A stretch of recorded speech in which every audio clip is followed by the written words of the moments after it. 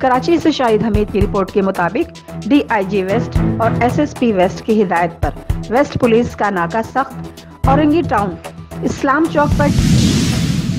DSP थाना पाकिस्तान बाजार और एसएचओ थाना पाकिस्तान बाजार अपने जवानों और लेडीज पुलिस एहलकार समेत स्नैप चेकिंग करते हुए दिखाई दिए।